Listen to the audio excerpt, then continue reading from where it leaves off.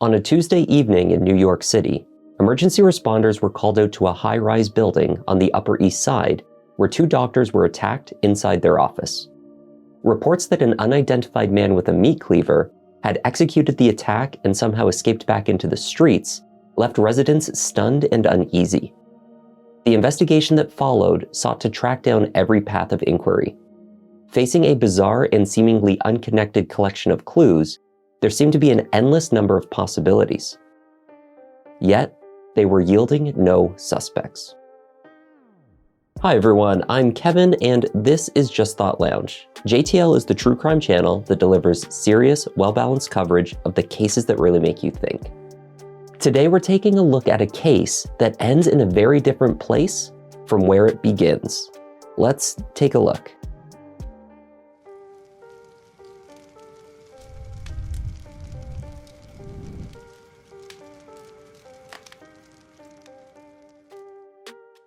Dr. Kathryn Faughey came from a large, tight-knit family. She grew up in Queens. In spite of her family's modest means and the death of her father when she was young, she achieved her dream of moving to Manhattan and becoming a therapist. She graduated from Hunter College, then worked as an X-ray technician while going to Yeshiva University at night to get her doctorate in psychology. By 2008, 56-year-old Dr. Kathryn Faughey had recently taught herself how to play guitar. She had an artistic streak, loved playing music, painting, and visiting Paris. She had come to spend time in the city every year. Dr. Faughey had been a practicing psychologist on the Upper East Side of Manhattan for over 20 years. She and her husband, Walter, lived in an apartment just across the street. She carried out her independent practice in a shared office with a psychiatrist, Dr. Kent Shinbach. 70-year-old Dr. Shinbach worked with a wide range of clients to treat conditions from depression to schizophrenia. After 8 p.m. on the 12th of February, a Tuesday, Dr. Shinbach had just concluded the last appointment for the day when he heard a series of muffled noises coming from the office next door, the office of Dr. Kathryn Faughey. He knocked on the door several times before proceeding inside. He found the office in disarray. Then to his left, the doctor saw Kathryn lying crumpled on the floor. Moments later, a figure walked up behind him and said, "She's dead," before pushing him to the floor. The man wielded a bloody meat cleaver, its handle already broken off. What followed was a 10-minute encounter that Kent Shinbach would never forget. Dr. Faughey had been attacked with a mallet and a knife, struck 15 times. She did not survive. Dr. Shinbach was rushed to the hospital. He sustained significant injuries to his face and left arm. After undergoing surgery, he made a full recovery. He went into the office of his victim and attacked her with both a knife and a meat cleaver. The office was in disarray, as you might imagine. There was just furniture overturned, blood on the walls and the floor of the office. In the aftermath of the attack, police had no one in custody, and they had no suspects. The brutality and apparent randomness of the incident left the neighborhood on edge. I'm shocked. I mean, this is quite frightening. It's terrifying and very, very sad. It was rather disturbing, and my window faces right that entrance to the building. Pretty horrifying, especially this wasn't some random shooting. This is the guy with the meat cleaver. Investigators were left with a truly bizarre set of clues. The attacker had left behind suitcases as well as a handful of other items when he abruptly exited the scene. With these, there were a series of disturbing items: a rubber mallet, a set of 8 kitchen knives, rope, and duct tape. Also left behind were 2 suitcases full of adult diapers and items of women's clothing, a pair of fluffy slippers, and a blouse. It was unclear how this could have factored into the crime. The crime scene provided a wealth of forensic evidence. Blood at the scene was being collected and analyzed, traces of the attacker's DNA were being sought, and detectives were trying to gather fingerprints and fibers. One of the suitcases was expandable, suggesting to at least some investigators that the attacker intended to kidnap Kathryn Faughey and leave with her inside it. The New York Police Department also had witnesses. In addition to Dr. Shinbach, who was recovering in hospital, there was a patient that encountered the attacker as he fled. The doctor did not recognize the attacker, though he was able to describe him to police. A composite sketch of the man was produced and rapidly dispersed in the media and on posters across the Upper East Side. Investigators next sourced the office building surveillance footage. At 8 p.m., a man dragging a large suitcase and carrying another was seen entering the building, then leaving from Dr. Faughey's office 59 minutes later. The suspect appeared to move purposely through the building, as though he knew of his final destination. This suggested that the murder, although chaotic, was nonetheless a targeted incident. Investigators increasingly believed that Kathryn Faughey was the intended victim, even though the killer had asked a doorman for her office suite mate, Dr. Shinbach. Investigators were keen to search through Kathryn's client lists for any leads, but privacy laws meant this wasn't possible. This line of inquiry was delayed as the NYPD sought legal permission to access the doctor's files. Could the attacker be someone that the doctor had treated? Well, we were certainly not in a position to rule anything in or out at this time. Investigation is being aggressively conducted, and we're not going to rule out any hypothesis at this time. Officials stated that they were focusing on the theory that the attacker was not a patient of the victim, but someone she knew outside of her professional life, or even a relative, spouse, or lover. Detectives dug through Dr. Faughey's emails, telephone records, and paper files as they followed several potential paths to finding her killer. A friend of Kathryn's, William Koonsman, with whom she had recently exchanged messages and calls, was interviewed by detectives for up to 8 hours. William was a musician who had met Dr. Faughey and her husband Walter at guitar camp 6 years prior. Kathryn's exchanges with William were not romantic, but they were still personal in nature. The patient from the waiting room, as well as Dr. Shinbach, were shown an image of William. The patient did not identify him as the attacker. However, Dr. Shinbach apparently did. But William Koonsman did not have the characteristics of the man seen in the surveillance footage, nor the exact description originally provided by the witnesses. He appeared to have a fuller head of hair than the man the witnesses described, and the one on the videotape had a bald spot. The female patient who had been in Dr. Shinbach's office had actually confronted the assailant after he had attacked both doctors. When the assailant came out, bloodied, he tried to force her into a bathroom, but she kneed him in the groin and then locked the door to the suite of offices as he fled. She was certain they were looking at the wrong man.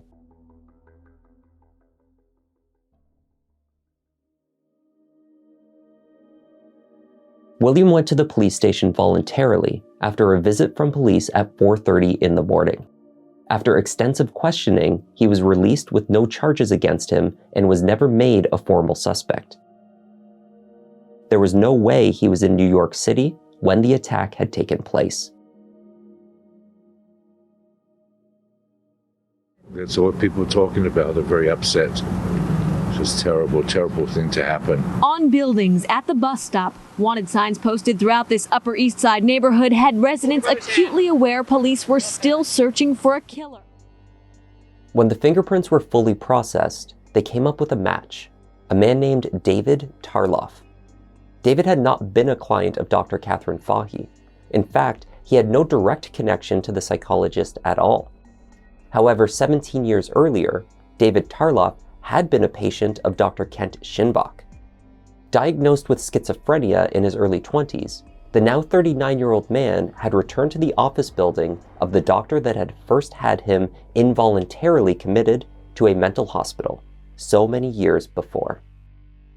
This morning at approximately 5:40 a.m., investigators matched the first 3 palm prints taken from evidence at the crime scene with those of Tarloff. Tarloff answered the door to his apartment this morning and accompanied detectives to the 19th precinct in Manhattan, where he made statements implicating himself in the homicide and the assault. believe he wanted to rob Dr. Shinback, get money from Dr. Shinback, and perhaps leave the country with his mother. David Tarloff was interviewed by police after his capture and arrest. Investigators looking into his background discovered an extensive history of mental illness. David had been prescribed antipsychotic medication to alleviate delusions and hallucinations. He has received a diagnosis of schizophrenia and had been hospitalized against his will numerous times, beginning with Dr. Kent Shinbach's decision to do so back in 1991. Disturbingly, he had last been released from an involuntary stay only 3 months prior to the attack. After his mother, Beatrice, moved from the Queen's apartment they shared into a nursing home 4 years earlier, David Tarloff had grown more erratic and fixated. He had become convinced that his mother was not receiving sufficient care at any of the homes she was placed. And the last straw for David was when he was banned from visiting her. He became obsessed with the need to take care of Beatrice himself. David had a plan to save his mother. He would pack her things, steal thousands from his former psychiatrist, whom he assumed was extremely wealthy, and then fly off with his mother to Hawaii.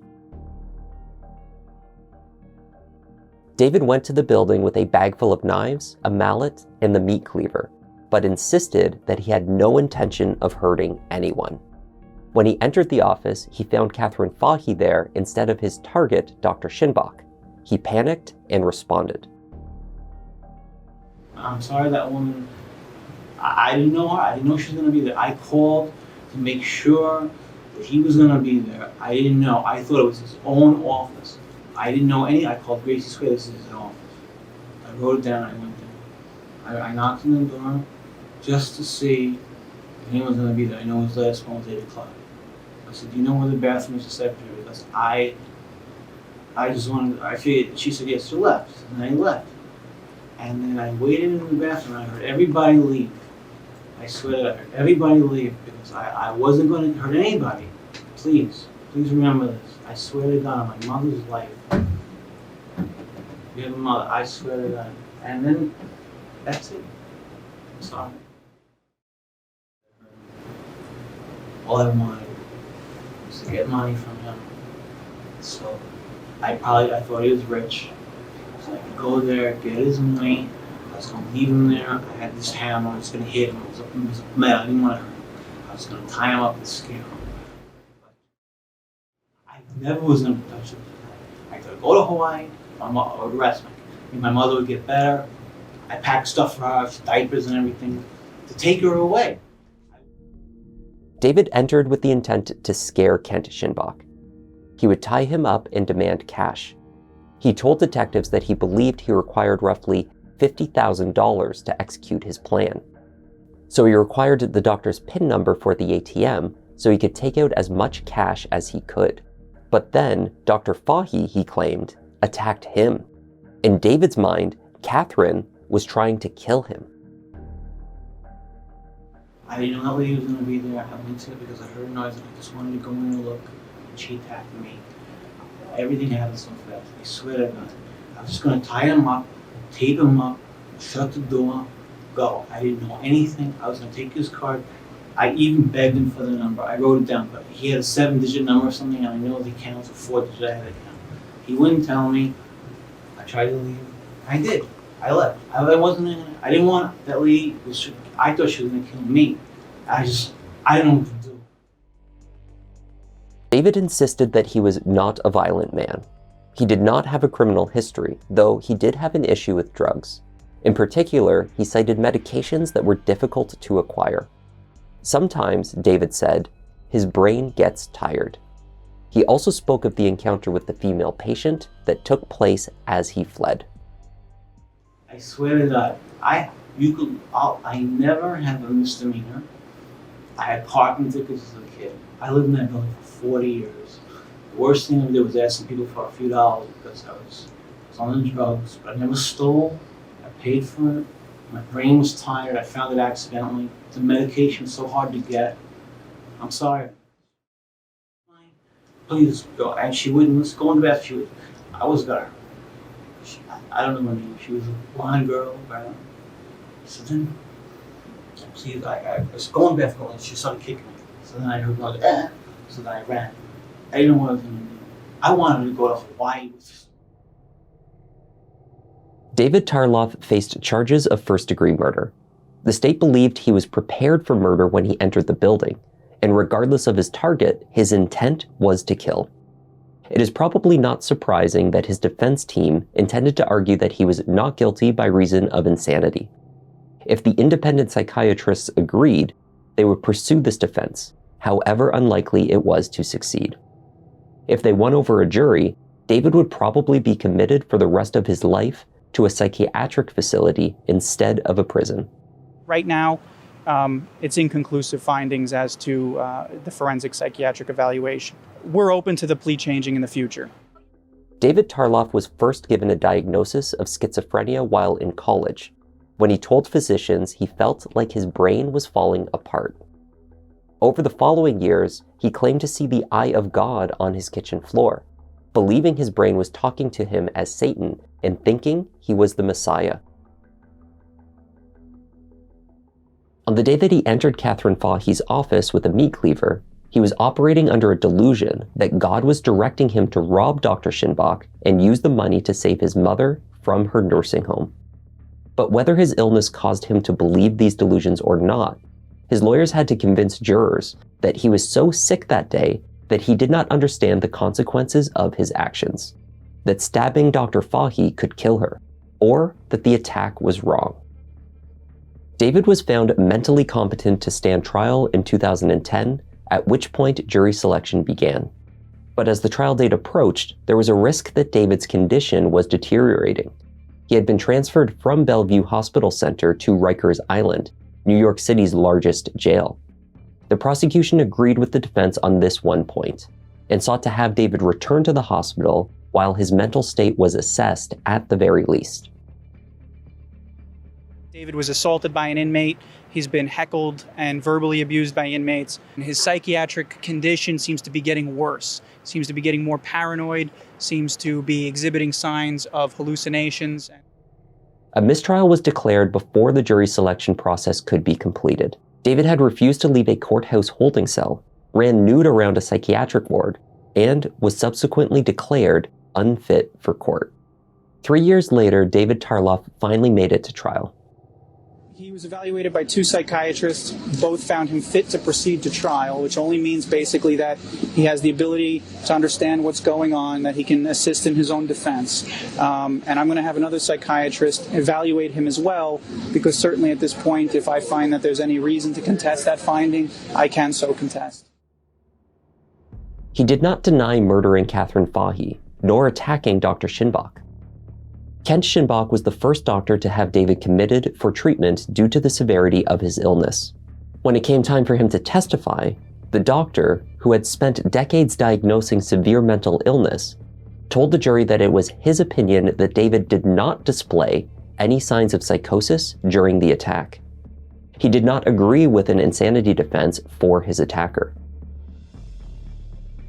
Multiple psychiatrists and related experts also testified as to David Tarloff's mental state at the time of the killing, for the state and defense. The state presented evidence that David had planned the robbery, buying the weapons which he carried in his coat, and calling ahead to find out Dr. Shinbach's hours. Afterward, he tried to get rid of the blood-stained clothes and other evidence. After several days of deliberations, the jury sent out 2 separate notes indicating that it was deadlocked. Each time, Justice McLaughlin of State Supreme Court in Manhattan urged the jury to press on. But after the judge was forced to issue a 3rd instruction to the jurors, resulting in yet another jury note saying none of them had moved positions, the judge changed his mind. It was 5 years after the murder, and a second mistrial was declared. The following year, the state tried again. The argument was the same. Lead prosecutor Evan Krutoy argued that David's mental illness never grew so severe that he could not distinguish right from wrong, nor did he show signs that he was out of touch with reality on the day of the killing. David told doctors who examined him that his plan to rob Dr. Shinbach turned chaotic when Kathryn Faughey attacked him. But his actions, he said, had been sanctioned by God. At the start of the jury deliberations this time around, 2 jurors were leaning towards a not guilty verdict. After heated discussion, however, the holdouts were persuaded to join the majority. Citing the logic that led to the conviction afterwards, one juror said that David had seemed rational during the taped confession to detectives. He understood what he did in that interview, the juror said. He started off being apologetic. I'm sorry. I'm sorry that woman. I didn't know her. I didn't know she was going to be there. That's it. I'm sorry. Dr. Kathryn Faughey's family spoke at the sentencing hearing. Her brother characterized David Tarloff as a criminal and liar who was utilizing his mental illness as a means to avoid accepting responsibility for the attack and avoid prison. He is a liar. He is a thief. He is a drug user. He is a murderer. 6 years after the shocking attack, David Tarloff was sentenced to life in prison without the possibility of parole, the maximum allowed. Thanks for watching. I'm Kevin. This is Just Thought Lounge, and I'll see you in the next one.